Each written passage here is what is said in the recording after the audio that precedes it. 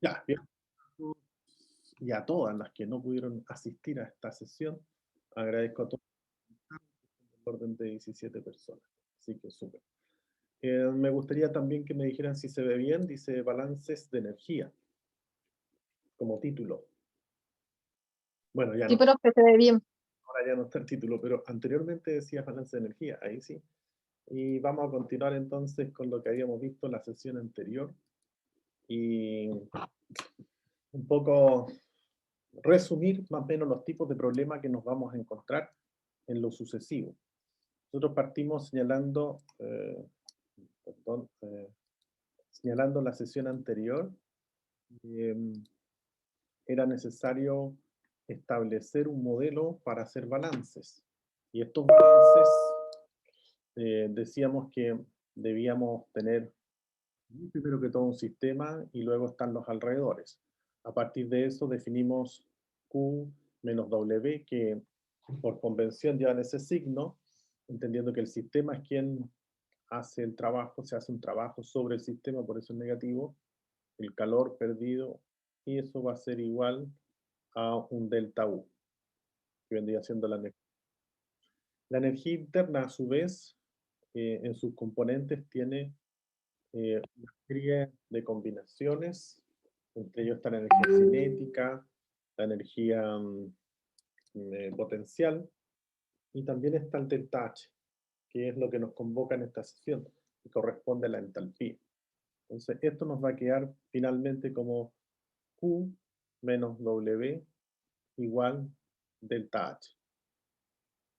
En general, cuando tenemos un sistema cualquiera, por ejemplo, puede ser una tubería, y no hay trabajo de eje significa que exista por aquí algún sistema de agitación. Ese es un trabajo de eje. En nuestros casos, en la gran mayoría de los casos, yo diría todos los casos, no vamos a tener trabajo de eje. Eso significa que el trabajo va a ser igual cero. Eso significa entonces que todos nuestros ejercicios que vamos a hacer en esta asignatura, al menos, van a poder resolverse mediante esta expresión simple de todo lo que habíamos visto en la sesión anterior, como Q igual delta H. El punto se presenta en cómo calcular entonces el delta H. Todos los ejercicios están en función de cómo calcular la entalpía. La entalpía, decíamos que no es un valor puntual, sino que es un delta, es una diferencia, y siempre se requiere definir con referencia a qué se calcula la entalpía. Habíamos puesto el caso de, en la clase anterior, un medidor de presión, exactamente lo mismo. El medidor, en este caso el manómetro, lo que mide es una caída de presión y mide la diferencia entre la presión interna y la presión externa, que ya habíamos definido que era la presión atmosférica. Lo mismo pasa con entalpía. No se puede determinar una entalpía puntual, sino que siempre se tiene que definir en función de un estado de referencia.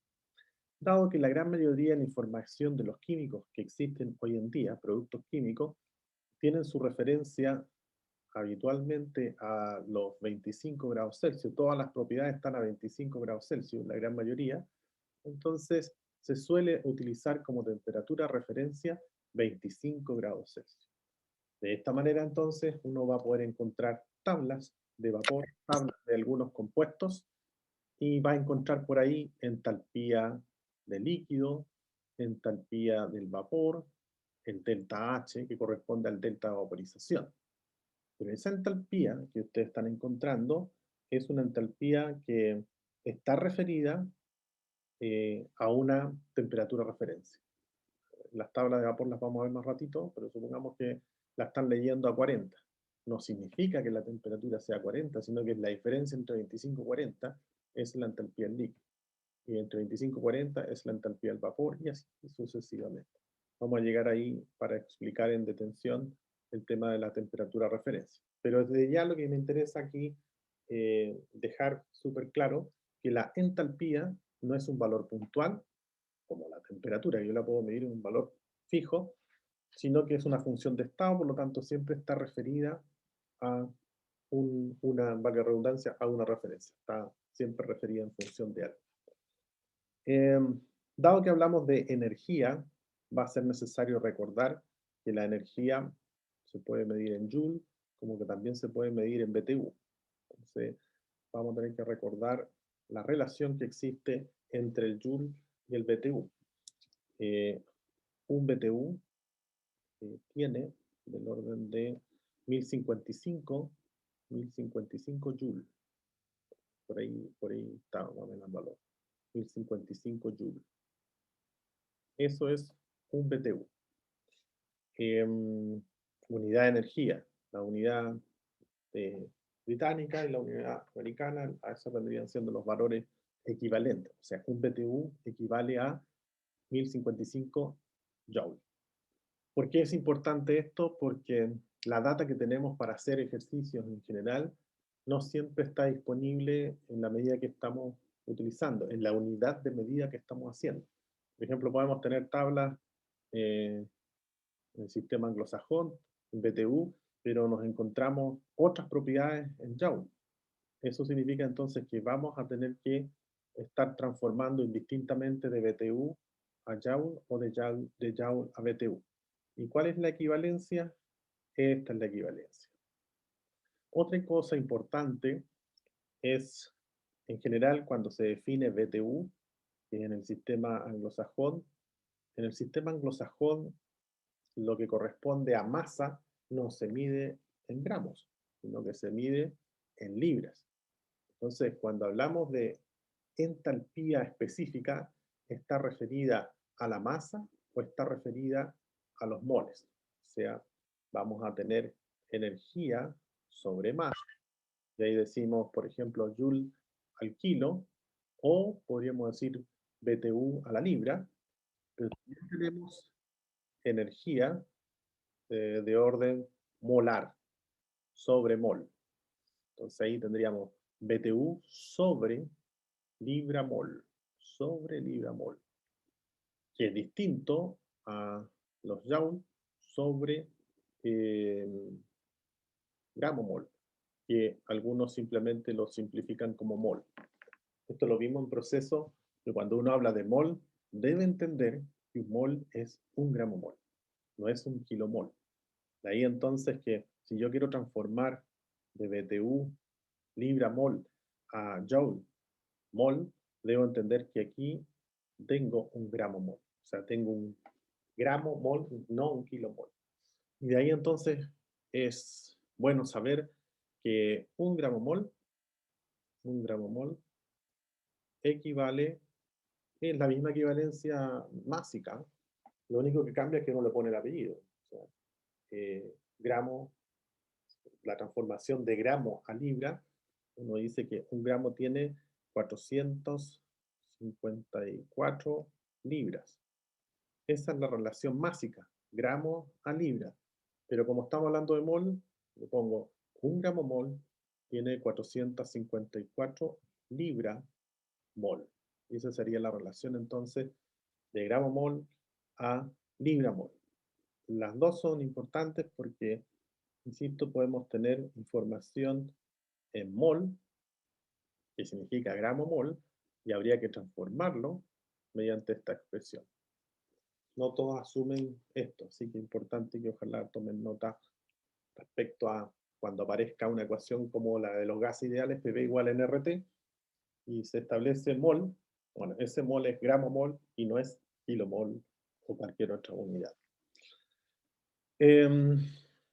Hasta acá, no sé si hay alguna duda, consulta, lo único que estamos haciendo es un acercamiento hacia dónde vamos, estableciendo claramente que ahora nuestro interés va a estar en función exclusiva de determinar cuánto vale este que está acá, U igual delta H. Y el delta H se va a obtener a través de dos partes específicas. Esas son las que vamos a ver a continuación. Entonces, el delta H, como tal, se puede obtener a través del CP, TT. Esto es en función de la temperatura. Algo vimos en la clase anterior de esto. NCP delta T de una temperatura T0 a una temperatura final. Esa es más o menos la historia, ¿sí? Eso en términos de integrales. Luego, uno podría eventualmente trabajar dos métodos alternativos para poder simplificar el cálculo, que se ve un poco complejo, sobre todo cuando el CP no es función de la temperatura y no es una ecuación lineal, sino que es una ecuación de orden de polinomio. El CP que nosotros vamos a trabajar es un CP que tiene estas características. Creo que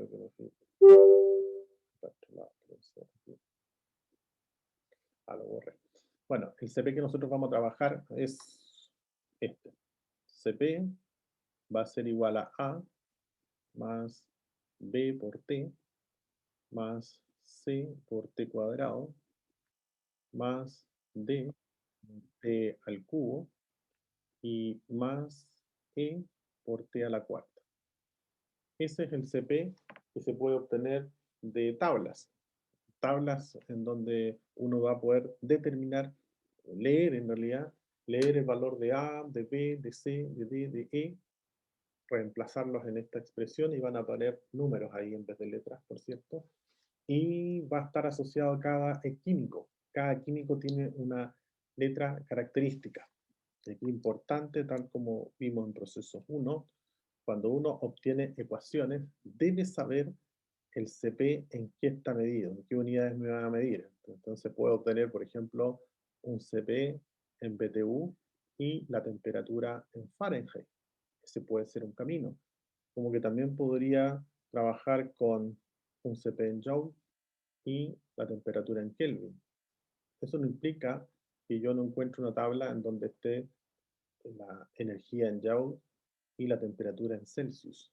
Hay mucha gente que se dedica justamente a facilitar las cosas y hace tablas para todas las unidades. Eso tiene sus cosas buenas y sus cosas malas. ¿Cuál es la cosa buena?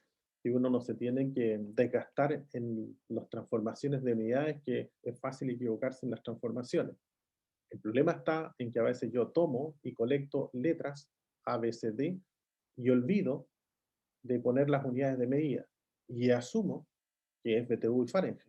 Y ocurre que usted justo tomó aquellas que están en Joule y Kelvin. Y entenderán que no les va a dar el mismo resultado, porque las constantes varían en función de las unidades medidas que tengan. Entonces aquí es súper importante que cada vez que ustedes colecten los datos, sepan exactamente cuáles son las unidades de medida a las cuales se está referida SSP. Insisto, en las referencias, en las publicaciones en general, van a encontrar de todo, van a encontrar para todos los gustos, sistema inglés, sistema americano y mezclas entre ambos. Por eso la importancia de poder obtener las unidades de medida en las cuales se está obteniendo el CP. Lo otro es que hay un autor, Smith Van Ness, que trabaja con un CP más o menos parecido a este. Dice, eh, dado que esto da para gases, voy a asumir que el R es constante y voy a trabajar con un polinomio más simple y voy a partir con B por T a la menos 1 más C por T y más D T cuadrado. Efectivamente tiene menos letras. El punto es que la complejidad está en la lectura, porque el valor de A no es llegar y leerlo, sino que es un valor, por ejemplo, que dice A por 10 a la menos 3. Y si el valor acá dice 3.5, ¿sí? Eso estamos leyendo lo de tabla. Y aquí estamos leyendo, por ejemplo, el metanol, supongamos. Sin duda estos valores son inventados, no me los sé de memoria, estoy inventando valores. Estoy pensando en que la letra A del metanol es 3,5, pero ¿cómo salgo el A? Ahí lo que tengo que hacer es A por 10 elevado a menos 3 va a ser igual a 3,5. Y ahí tengo que decir entonces cuánto vale el A. Eso ocurre en la tabla del Smith, que no es que yo no le haga eh, una buena propaganda, un poco engorroso hacer ese cambio. Y es fácil también equivocarse. A veces uno llega y pone 3,5 por 10 elevado a la 3, que estaría ok. Y hay veces que uno pone simplemente 3,5 por 10 a la menos 3 y no está bien. Entonces, los datos que son directos, yo esos son los que recomiendo. Estos datos directos me refiero que no hay que obtenerlos nada, sino que están directos. Llegar y usar. El detalle, todo tiene su pro y su contra, es que estos valores, si se dan cuenta, estos números que van al lado son es justamente para trabajar con números más o menos enteros. Ese es el problema que tenemos acá, que los números no son enteros. Entonces podemos encontrarnos, por ejemplo, con un C igual a 6,9 por 10 elevado a la menos 8. Eso puede ocurrir. La gran mayoría de todos los valores de A, B, C, D, E son valores pequeñitos, bien pequeñitos. Entonces, de ahí acostumbrarse también a ocupar bien su calculadora. Hoy día vamos a hacer un par de ejercicios de tal manera que los tengan ahí para ir chequeando que están haciendo bien los cálculos con su calculadora, que es lo que se va a poder usar en el certamen. Si bien es cierto, quizás nos ayudemos ahora para hacerlo un poquito más rápido, utilizar alguna planilla de cálculo que alguien pudiese usar para avanzar un poquito más rápido, pero en certamen la idea es utilizar una calculadora. Entonces, el ejercicio no es tan complejo, simplemente hay que ordenarse para hacer los cálculos. Bueno, hasta ahí solamente hablé del CP, qué formas tiene el CP y cuáles son sus unidades de medida, pero no hemos dicho nada respecto a cómo se calcula. Entonces eso es lo que vamos a hacer ahora. Decíamos que el CP tiene dos rutas, o es lo que intenté partir diciendo. Una ruta es calcular el CP promedio y la otra ruta es usar la integral. ¿Vale? Sin duda que la integral es bastante más precisa, más exacta, y el CP es más rápido. No exacto, pero para aproximación anda bien. Así que tampoco es tan terrible utilizar el CP promedio. Vamos a explicar cada uno. Entonces vamos a partir con el más básico, que sería el CP promedio. Para calcular el CP promedio, se entiende que el CP va a tener la forma de A, vamos a ocupar esta, más BT, más CT cuadrado, más DT cubo, más ET cuarto. Esa es la que vamos a ocupar, ese polinomio. Entonces, para obtener el CP promedio, lo que hay que hacer es integrarlo, porque eso es CP. Para obtener el verdadero CP, pensando en esto, el delta H es igual a la integral del CP en dt, eso es. Entonces lo que vamos a hacer nosotros es, en vez de hacer la evaluación de T0 a T, lo que primero vamos a calcular nosotros va a ser el promedio de temperatura, y ese promedio de temperatura lo vamos a evaluar en la integral hecha ya, porque aquí todavía no integramos, primero hay que integrar. Cuando esté integrada, ahí reemplazamos el valor de la temperatura y ese sería nuestro CP promedio. Y el segundo camino, vamos a hacerlo mejor, sí, vamos a hacerlo. ¿Cuál sería entonces? P1, el paso 1, conseguirse el algoritmo y por supuesto conseguirse las unidades de medida. Importante.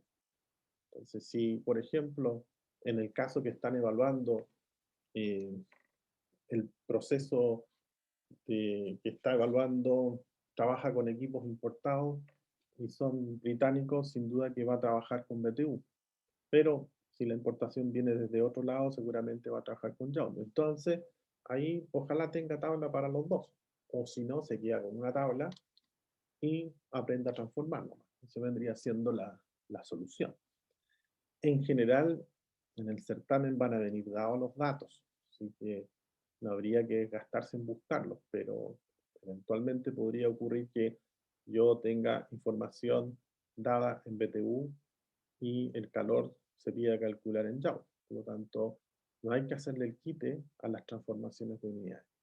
hay que aprender a hacer las transformaciones para que puedan llegar al resultado correcto.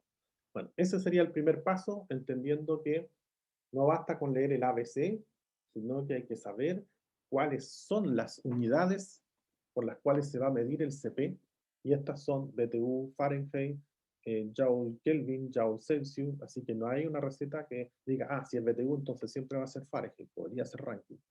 Así que hay que tener harto cuidado y no asumir de que por defecto esto siempre se va a entregar en BTU, o por defecto esto siempre va a haber en Joule. Así que por eso es que voy a intentar de trabajar en dos ambientes, de manera que se den cuenta que no siempre se resuelve vía BTU o no siempre se resuelve en función de Joule. ¿Hasta ahí alguna duda, consulta? Parece que no, porque en realidad lo único que hay que hacer hasta el minuto es leer y darse cuenta cuáles son las unidades de medida. Eso es lo único que hasta el momento hemos dicho, así que no es nada complejo. Paso 2. El paso 2, ahí sí tenemos que hacer la integral. Entonces ahora el CP integrado, el CP, en este caso dt, que estaría acá, dt, la integral de CP en dt. Pero aquí no puedo asumir que el CP es constante porque ya vemos que el CP depende de la temperatura. Entonces acá al integral, la integral de una constante es t, ¿sí? Estoy integrando el CP. Entonces la integral de a en dt es at, más la integral de bt, ¿cuánto es?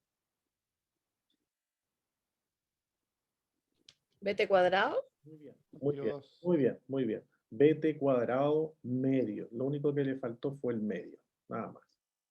Ahora nos vamos al C. ¿Cuál sería la integral del CT cuadrado? 2/3 C. Exacto, CT cubo tercios. CT cubo tercios. Tengo un problemita ahí con la fracción nomás, pero se entiende el concepto. El D entonces, ¿cuál sería? Bajo la lógica de cómo se están abordando todos. ¿De cuánto? D4 partido 4. Correcto. T a la cuarta dividido por 4. Y el último, que sería T a la quinta dividido por 5. Eso sería. Ahí sería. Ahí tenemos entonces la CP. Integramos el polinomio que está arriba, está integrado en AT, BT cuadrado medio, C cubo tercios, DT a la cuarta cuarto y E por T elevado a la quinta. Aquí qué era lo que hay que saber y ahora vamos a evaluar. Pero no vamos a evaluar entre T1 y T2, sino que vamos a evaluar en el T promedio. ¿Cómo se calcula el T promedio? Paso 3, voy haciendo el cálculo del T promedio. El T prom va a estar dado por T más T0 dividido por 2. Y eso me da el T promedio. Entonces, lo único que tenemos que hacer ahora es reemplazar donde dice T por el T promedio. Eso significa entonces que estas se van a transformar todas en T prom. Todas van a ser T promedio. Promedio, promedio. Y ahí lo que hago es multiplicar término a término, sumo, multiplico, y finalmente llego a la determinación del CP de T evaluado, pero en una temperatura promedio. Y que después para obtener el delta H, que sería el paso 4, tendría que multiplicarla por los moles, si es que es una entalpía específica, una CP específica en función de mol, multiplicado por el resultado de todo esto. En este caso sería el resultado de la integral de CP en dt, entendiendo que la evaluamos en una T promedio, entendiendo que no hicimos la evaluación de T0 a T, sino que evaluamos el CP en un T promedio. Ese vendría siendo el paso del CP promedio. la forma de calcular el CP promedio. Bastante más rápido porque lo único que hace uno es calcular la temperatura promedio y luego reemplaza en este polinomio y obtiene el valor final de CP en DT. Lo multiplica por los moles y de esa manera calcula el delta H. ¿Qué problemitas podemos tener acá? Que por ejemplo, los moles estén en mol y el CP esté en BTU libra mol. Ese es un problema que podemos tener. ¿Qué habría que hacer? Bueno, transformar los moles a libra mol o los libra mol a mol, porque las dos cosas no comulgan. O sea, en este caso tengo BTU sobre libra mol, eso es lo que tengo, y lo estoy multiplicando por mol. Esas unidades no se van a cancelar porque son distintas. Arriba tengo gramo mol y abajo tengo libra mol.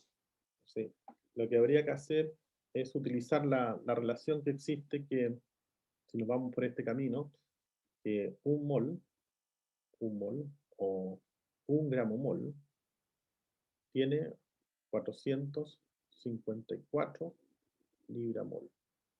Libra mol. Y de esa manera se estarían cancelando los libramol y nos habríamos hecho cargo de los libramol y nos queda en BTU, porque también se van los moles. ¿Sí? Y ahí nos da en BTU. Ese sería el cálculo de BTU. Ese es uno de los problemas que podría ocurrir, que los moles... Profe, ¿Sí? ese mol, se asume que es gramo mol entonces. Gramo mol, correcto. Ya, ok. Siempre que es gramo mol, correcto. Salvo que se indique lo contrario, que digan kilomol y ahí, bueno, ahí ya tendría que poner 0,454 libras, porque un Ya, kilo, ok, gracias. claro, eso vendría siendo la diferencia. La otra relación que existe es que un kilo tiene 2,205 libras, que vendría siendo el tema invertido. ¿Sí? Ahí las dos son válidas, cualquiera de las dos, pero esta entendiendo que es kilo, ¿sí? La otra es gramo, son cosas distintas. Bueno, hasta ahí alguna duda, consulta. Eso es cómo resolver el NSP delta T. Generalmente eso se hace para calentamiento, para calentar de una temperatura tercera a una T, conociendo el CP del químico, cual sea el químico, amoníaco, metanol, benceno, el que se le ocurra, porque están todos tabulados. Y lo que se hace es hacer el cálculo del T-prom, de la temperatura promedio, se reemplaza en la integral, no en el algoritmo que está arriba, sino que ya hecha la integral, y ahí se obtiene el CP de T para calcular el delta H. ¿Sí? Ya, asumo que no hay dudas respecto a eso. En el otro caso, que sería el de CP en DT, ese tendríamos que verlo en la misma página. Creo que sería esto. Me equivoqué.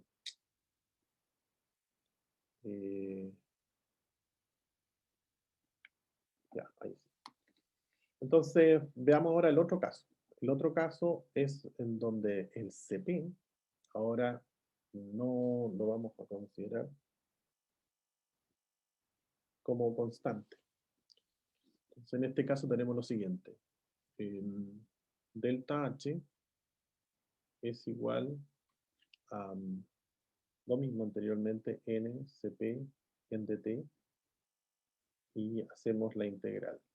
Y ahora sí hay que hacer la integral. Entonces, vamos a hacer solamente esta porción de la integral. Nos va a quedar A, aquí es T menos T0, porque estamos evaluando. Si se recuerdan, el primer término era A solita. Entonces, la integral de la constante es A por T. Pero ahora, como se está evaluando entre T0 y T, vamos a evaluar de esa manera.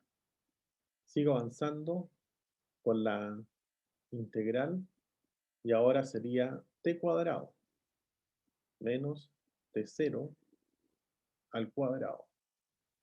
Y si se recuerdan, va dividido por 2. Luego sigo avanzando, ya voy en la letra C. Aquí le corresponde entonces un t cubo menos t0 al cubo. Y aquí dividido por 3, paréntesis. Sigo avanzando con la letra D. Y la letra D sería t a la cuarta menos t0 a la cuarta dividido por 4. Cierro paréntesis. Más la E.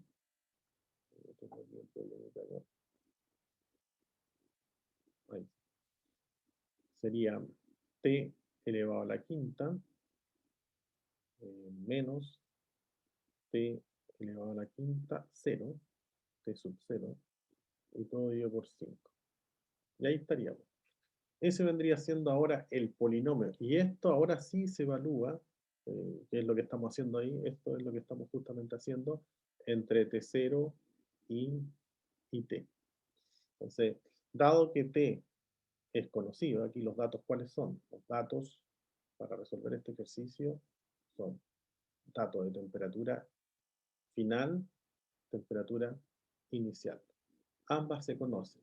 Y por supuesto, las constantes A, B, C, D y E. Esas son conocidas y se leen de tabla. No va a ser nunca incógnita. Van a ser siempre conocidas.